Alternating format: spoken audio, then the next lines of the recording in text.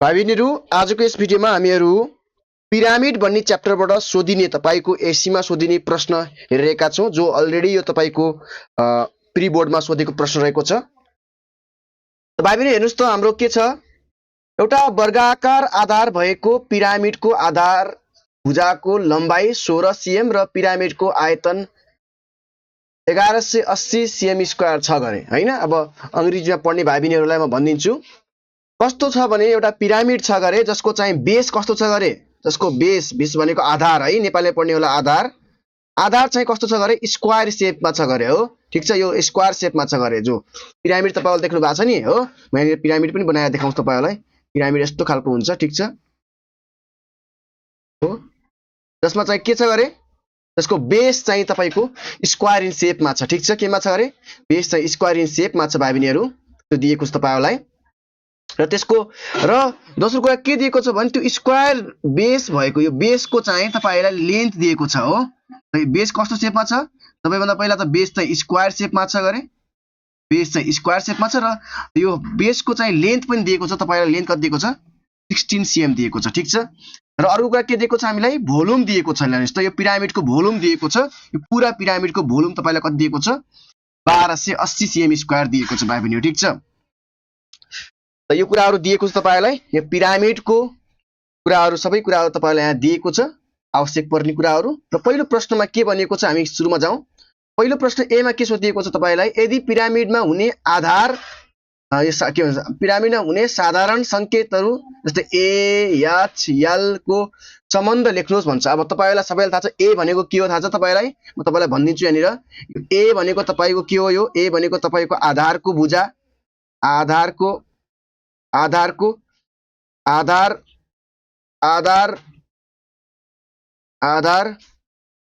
भुजाको लम्बाई हैन आधारको भनौं आधारको भुजाको लम्बाई हैन आधारको भुजाइको लम्बाई हो भन्न खोजेको तपाईलाई लेन्थ अफ द बेस भन्छौं हैन के हो त्यो खासमा के भन्छ यसलाई हैन लेन्थ अफ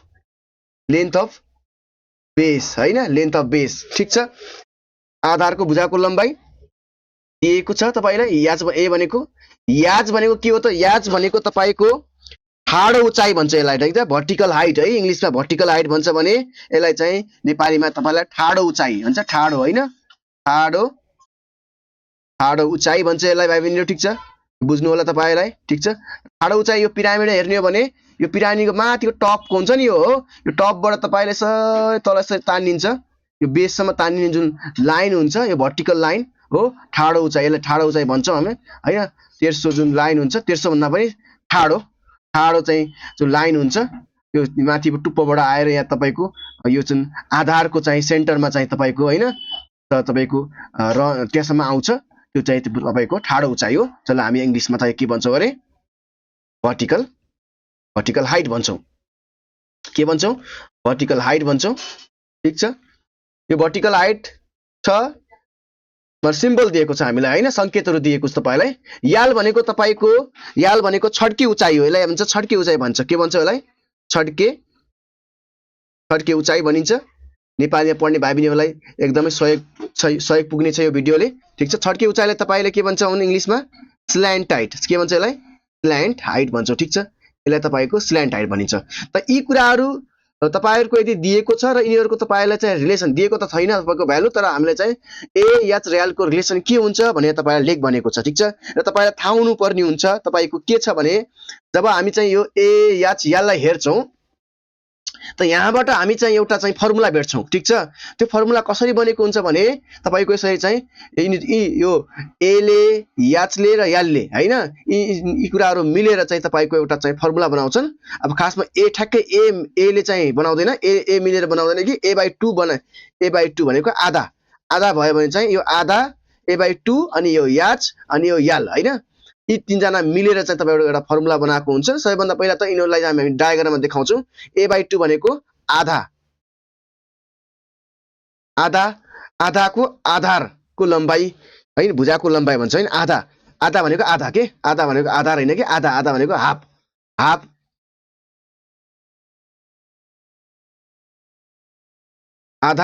आधारको भुजाको लम्बाई हो यो। ठीक छ ल लम्बाइ छ ठीक छ। त अब यो कसरी हो देखिन्छ भने हेर्ने ठ्याक्क हेर्ने हो भने यसमा तपाईको पिरामिडमा हेर्ने हो भने ठ्याक्क यो चाहिँ तपाईको यस्तो देखिन्छ। तपाईलाई म बताइन्छु। ठ्याक्क यो चाहिँ भर्टिकल हाइट हुन्छ र तपाईको यो स्ल्यान्ट हाइट भनेको छड्के उचाइ र यो चाहिँ तपाईको यो पिट देखियो हैन। जब पनि भर्टिकल हाइटको चाहिँ तलको जुन छ बेस भनौं यो चाहिँ आधार भनौं, आधारदेखि लम्बाइ तानेको लम्बाइ खासमा यो चाहिँ तपाईको a/2 हुन्छ। यो a/2 हुन्छ। यो भर्टिकल हाइट तपाईको के भइहाल्यो यासले डिनोट गर्ने भयो ठीक छ हैन। ठाडो उचाइलाई यासले र यो छड्केलाई चाहिँ यालले। त यहाँनिर चाहिँ यो आधारमा तपाईको 90 डिग्री एंगल बन्छ र 90 डिग्रीको एंगल बन्यो भने हैन भनेको के हो त्यो समकोण हैन। यो पुरै त त्रिभुज चाहिँ समकोण त्रिभुज हुन्छ हैन। यहाँ 90 डिग्रीको चाहिँ एंगल बन्ने भएको कारणले गर्दाखेरि यस्तो समकोण त्रिभुज बनाउँछ यिनीहरूले।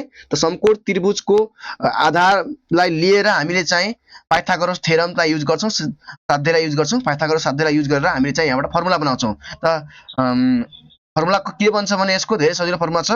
फर्मुला के हो भने l स्क्वायर इक्वल्स टु हैन l square equals to h square plus a/2 को होल स्क्वायर बन्छ ठीक छ। यो फर्मुला हो। यो फर्मुला कहाँबाट बनेको यो यस्तो यो यिनीहरूले यस्तो फाइलको फिगर बनाउँछन्, यस्तो टाइपको चाहिँ सिचुएसन बनाउँछन्, अवस्था बनाउँछन्। यो अवस्थाबाट हामीले यो फर्मुला बनाउन सक्छौं हैन। किनभने यहाँ राइट एंगल ट्रायंगल भन्छ, यसलाई नेपालीमा हाम्रो के भन्छ समकोण त्रिभुज भन्छ हैन। के भन्छ यसलाई समकोण त्रिभुज भन्छ। यो समकोण त्रिभुजको सहायताले हामी चाहिँ के गर्छौं पाइथागोरस साध्यलाई युज गर्छौं, पाइथागोरस थ्योरमलाई युज गर्छौं। त्यही थ्योरमलाई युज गरेर हामीले यो टाइपको फर्मुला पाउँछौं। यो भनेको यो सम्बन्ध हो ठीक छ।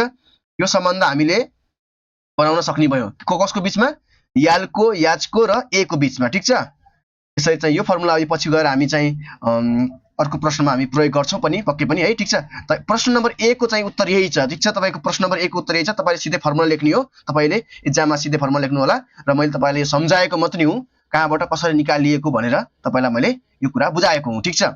तपाईले बुझ्नु भयो होला। मेन भनेको तपाईले फर्मुला याद गर्नु पर्यो है ठीक छ। ल अर्को नम्बर प्रश्न नम्बर बी मा जाउँ भाइ बहिनीहरु। त प्रश्न नम्बर बी मा के भनेको छ हेर्नुस् त पिरामिडको उचाइ पत्ता लगाउनुहोस् भनेको छ। Find the height of the pyramid भन्छ। 1 मार्कमा सोधेको छ। धेरै सजिलो छ, हामी इजिली पत्ता लगाउँछौं किनभने हामीलाई आयतन दिएको छ हैन। आयतन भनेको तपाईको भोल्युम दिएको छ ठीक छ। आयतन दिएको छ र तपाईको आधारको भुजाको लम्बाइ पनि दिएको छ। यिनीहरुको सहयोगको हैन हैन यो सहयोगको उसबाट चाहिँ हामीले के गर्छौं त तपाईको ठाडो उचाइ निकाल्छौं ठीक छ। ठाडो उचाइ निकाल्छौं। अब त्यो उचाइ पिरामिडको उचाइ भनेकै ठाडो उचाइ हो। ल आउनुस् है। ल म के लेख्छु तपाईले बुझिहाल्नुहुन्छ सबै कुराहरु।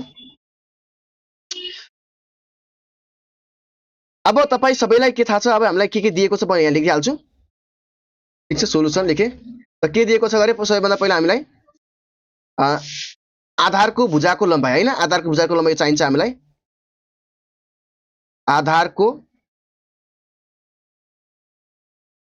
आधार भुजाको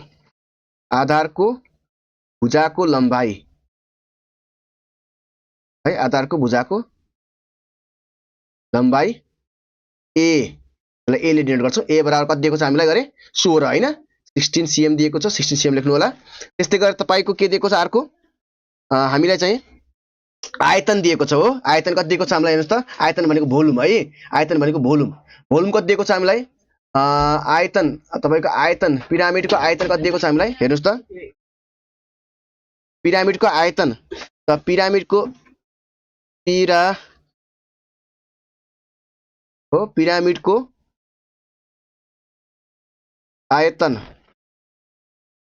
आयतन हो। आयतन v बराबर हैन। पिरामिडको आयतन भनेको भोल्युम है। भोल्युम कति दिएको छ हामीलाई गरे 1280 1180 दिएको छ।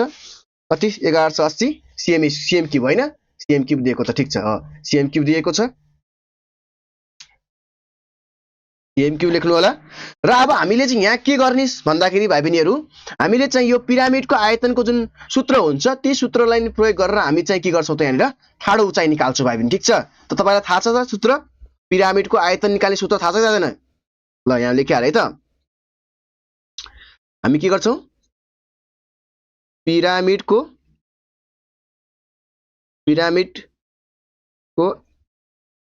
आयतनको सूत्र के हुन्छ भन्नुस् त सूत्र v बराबर के हुन्छ ल भन्नुस् त v बराबर 1/3 a स्क्वायर इन्टु h हैन 1/3 a स्क्वायर इन्टु h हैन a भनेको तपाईको आधारको भुजाको लम्बाइ भइहाल्यो h भनेको ठाडो उचाइ जुन हामीले पत्ता लगाउनु पर्ने हो र हामीलाई पिरामिडको आयतन थाहा छ त्यसैले हामी पिरामिडको आयतनको सूत्र हैन कि पिरामिडको आयतन बराबर भनेर भनौं हैन पिरामिडको आयतन v बराबर भन्न खोजेको खासमा तपाईले यहाँ सूत्र नलेखे पनि हुन्छ पिरामिडको आयतन v बराबर 1/3 a स्क्वायर h लेख्नु होला ठीक छ मैले मेटाइदिन्छु है त तपाईले यसलाई मेट्न सक्नुहुन्छ आयतन v बराबर लेख्नु होला र भन्दा पनि ल ठीक छ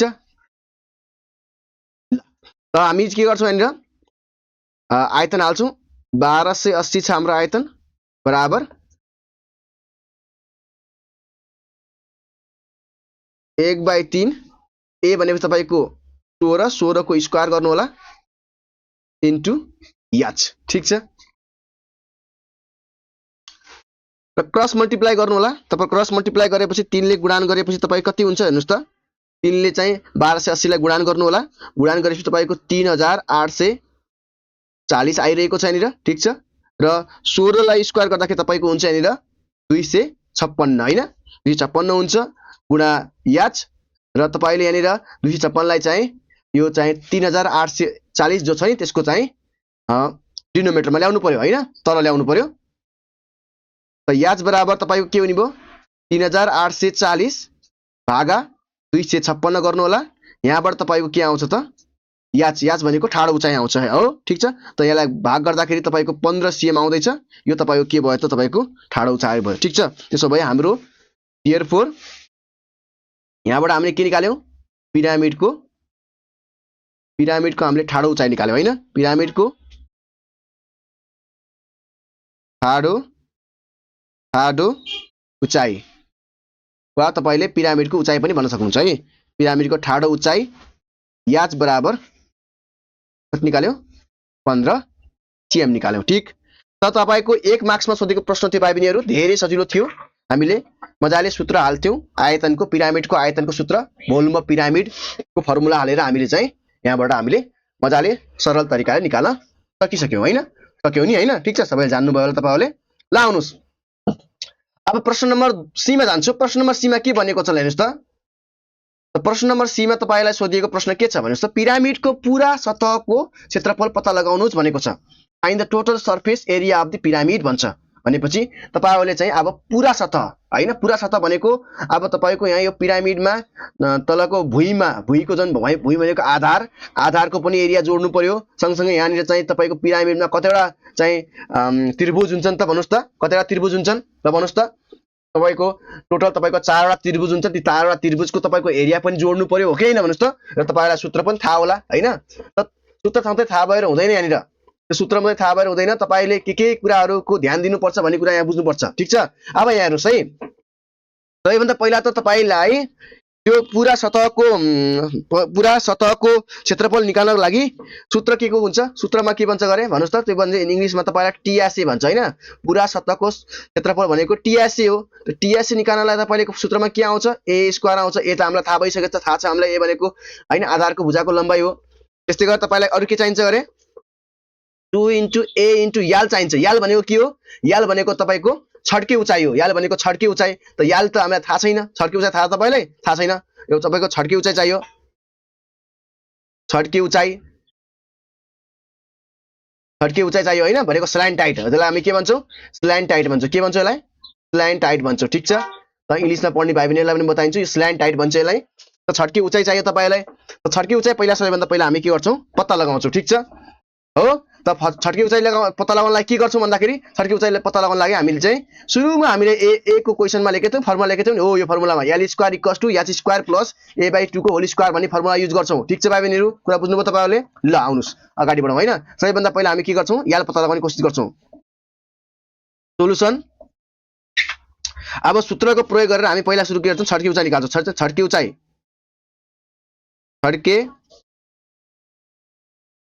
छड्के उचाइ l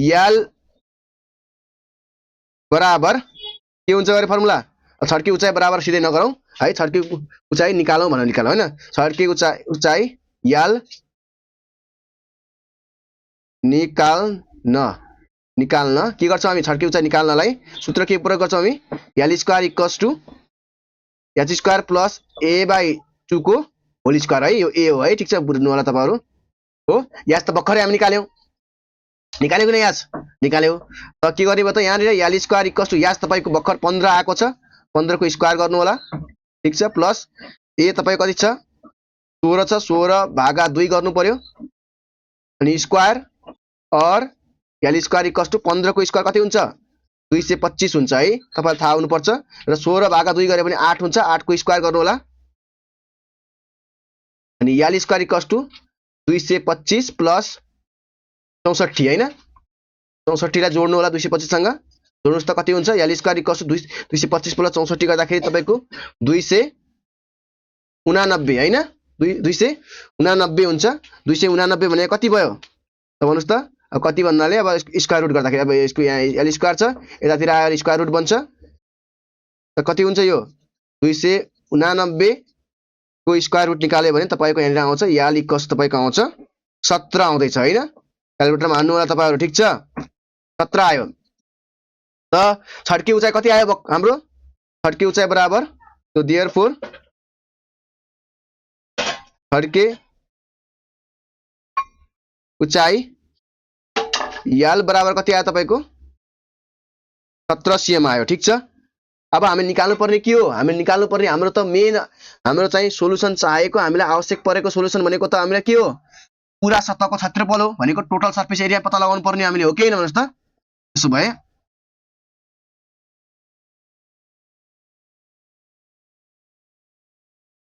अब हैन अब के निकाल्ने अब हामी सूत्र लेखौं अब के गर्छौं पूरा सतह निकाल्छौं अब पूरा सतहको क्षेत्रफल निकाल्ने हैन पूरा सतहको क्षेत्रफल TSA बराबर के ले गर्छौं formula a square plus 2a यल भन्ने फर्मुला युज गर्छौं हैन हो के भन्नुस् त पूरा सतहको क्षेत्रफल निकाल्ने फर्मुला के हुन्छ टोटल सर्फेस एरिया निकाल्ने फर्मुला पिरामिडको है यो पिरामिडको निकाल्दै छौं पूरा सतहको क्षेत्रफल भनेको यो total surface area of pyramid हो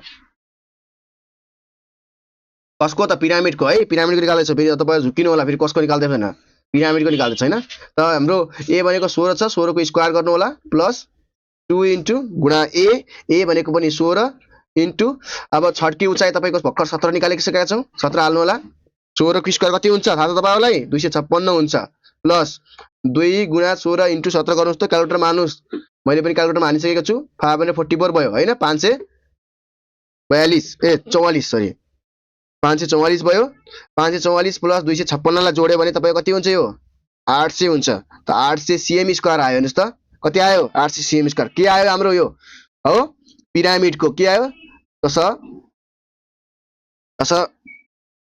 पिरामिडको देयरफोर पिरामिडको पूरा सतह भनेको सरफेस भनेको है पूरा सतहको क्षेत्रफल भनेको एरिया बुझिराख्नुस् इंग्लिशमा पढ्ने भाइ बहिनीहरुले पूरा सतहको क्षेत्रफल 800 cm स्क्वायर रहेछ भन्नु पर्यो हैन ठीक छ ल हेर्नुस् त हामी यसरी के गर्यौ त टोटल सर्फेस एरिया पनि निकाल्यौ त भाइ बहिनीहरु हामीले यस भिडियोमा पिरामिडबाट सोधिने प्रश्न हामीले गरेका छौं तपाईहरुलाई कस्तो लाग्यो तपाईले बुझ्नु भयो कि बुझ्नु भएन बुझ्नु भएको छैन भने कमेन्टमा पनि लेख्नु होला बुझिनौ सर भनेर बुझिनु भएको रहेछ भने कमेन्टमा पनि सर बुझ्यो भन्नु होला तपाईलाई राम्रो लागेको छ भने लाइक पनि गरिदिनु होला र शेयर पनि गर्ने कोसिस गरिदिनु होला भाइ बहिनीहरु र तपाईहरु आज पहिलो पटक हाम्रो च्यानलमा जोडिनु भएको छ यो भिडियो हेर्नु भएको छ भने हाम्रो च्यानललाई सब्स्क्राइब गर्न र सँगै रेकर्ड बेल आइकन थिच्न नबिर्सनु होला।